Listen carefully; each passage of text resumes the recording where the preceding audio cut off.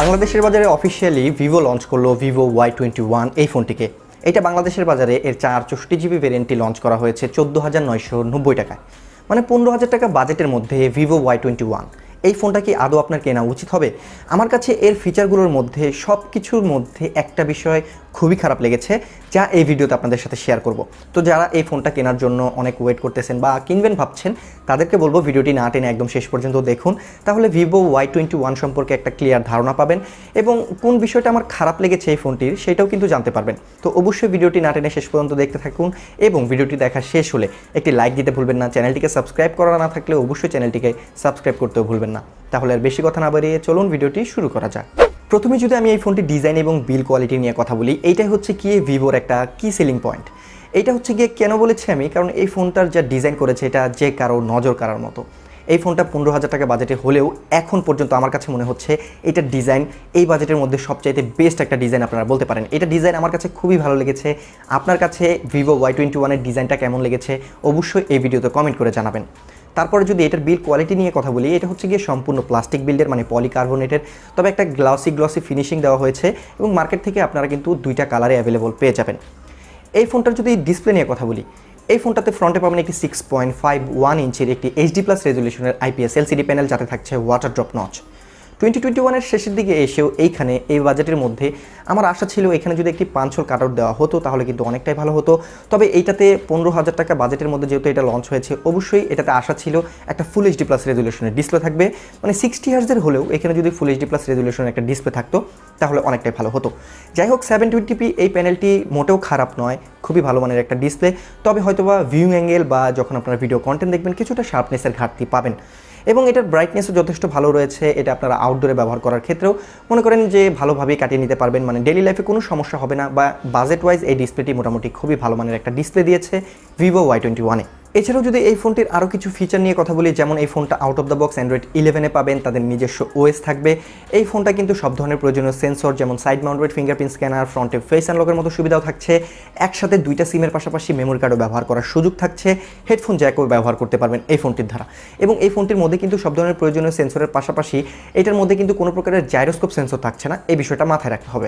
এইবার যদি এই ফোনটির ক্যামেরা নিয়ে কথা বলি, এই ফোনটির পেছনে পাবেন দুটি ক্যামেরা এবং এর মেন ক্যামেরাটি হচ্ছে গিয়ে 13 মেগাপিক্সেলের, পাশাপাশি 2 মেগাপিক্সেলের একটি ম্যাক্রো ক্যামেরা পাচ্ছেন। ফ্রন্টে পাবেন একটি 8 মেগাপিক্সেলের সেলফি ক্যামেরা। অল ওভার দিক থেকে এইটার যে পেছনের ক্যামেরা পারফরমেন্স মোটামুটি অ্যাভারেজ লেভেলের, মানে 13 মেগাপিক্সেলের ক্যামেরা বুঝতেই পারছেন মোটামুটি অ্যাভারেজ লেভেলের ছবি এবং ভিডিও করতে পারবেন। ফ্রন্টের 8 মেগাপিক্সেলের ক্যামেরার দরুন কিন্তু ভালো ভালো ছবিও তুলতে পারবেন, মানে সেলফি তুলতে পারবেন। তবে এটা অ্যাভারেজ লেভেলের বুঝে নিতে হবে আপনাকে।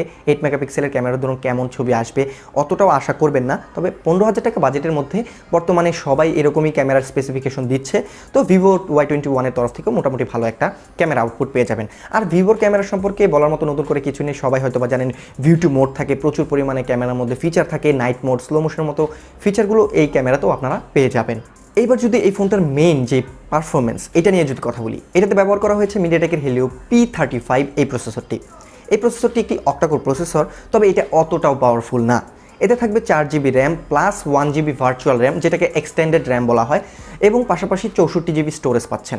তো এইটার যদি গেমিং পারফরমেন্স নিয়ে কথা বলি, এইটার তরফ থেকে ওরকম আহামরি অত ভালো গেমিং পারফরমেন্স পাবেন না, কারণ মিডিয়াটেকের হেলিও P35 ওইটা এতটাও পাওয়ারফুল না যে পাবজি, ফ্রি ফায়ার বা হাই গ্রাফিক্সের গেমসগুলো একদম ল্যাগ ফ্রি আরামসে ধুমসে খেলতে পারবেন। তো এইটা গেমারদের জন্য একদমই সাজেস্টেবল না। তবে যারা নর্মালি টুকিটাকি গেমস খেলেন তারা চাইলে কিনতে পারেন, বা ফ্রি ফায়ারের মতো 2D গ্রাফিক্সের গেমসগুলো নর্মালভাবে মানে ভালোভাবেই মোটামুটি খেলা যাবে। তবে এটাতে যে 4GBর পাশাপাশি 1GB একটা এক্সটেন্ডেড র্যাম রয়েছে, যেটাকে বলে ভার্চুয়াল র্যাম, সেই র্যামটা কীভাবে কাজ করে সেটা আসলে অতটাও হার্ডওয়্যার র্যামের মতো অতটাও পাওয়ারফুলভাবে র্যামের কাজটা করে না। তবে মাল্টিটাস্কিংয়ের ক্ষেত্রে ভালো একটা স্মুথনেস পাবেন, এই আর কি। যাই হোক, আমি পরবর্তী ভিডিওতে ভার্চুয়াল র্যাম নিয়ে ডিটেলসে আলোচনা করব।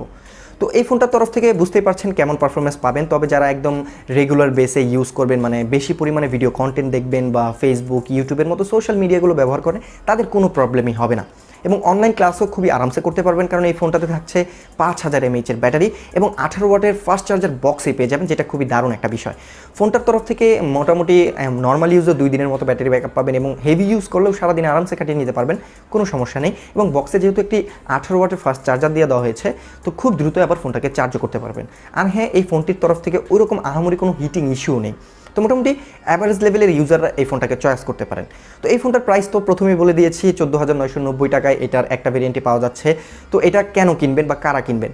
যারা নর্মাল ইউজার রয়েছেন বা একদম গুড লুকিং একটা ফোন চান, মানে এই ফোনটার ডিজাইন কিন্তু আসলেই আই ক্যাচি। এটা পেছনের ডিজাইন আমার কাছে খুবই দুর্দান্তকর মনে হয়েছে। 15,000 টাকা বাজেটের মধ্যে অনেক অসাধারণ ডিজাইন করেছে। তো খুবই সুন্দর একটা স্মার্টফোন হিসাবে আপনারা এই ফোনটাকে চয়েস করতে পারেন যদি এটার ডিজাইন আপনার কাছে ভালো লাগে।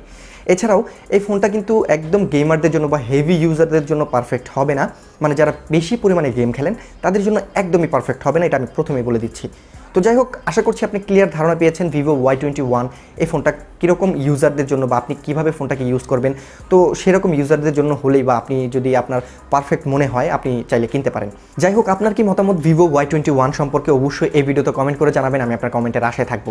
এছাড়াও পরবর্তীতে এমনই আপকামিং ফোন বা দারুণ দারুণ ফোনের ডিটেলস রিভিউ নিয়ে আমার চ্যানেলে অবশ্যই চোখ রাখবেন, আমি নিয়মিত ভিডিও আপলোড করে থাকি। তাই পরবর্তী ভিডিওগুলো মিস না করতে চাইলে এখনই চ্যানেলটিকে সাবস্ক্রাইব করে রাখুন আর পাশে থাকা বেল আইকনে প্রেস করতে একদমই ভুলবেন না। তো আজকের মতো এই পর্যন্তই, আবারও দেখা হচ্ছে এরকমই নতুন কোনো ভিডিওতে।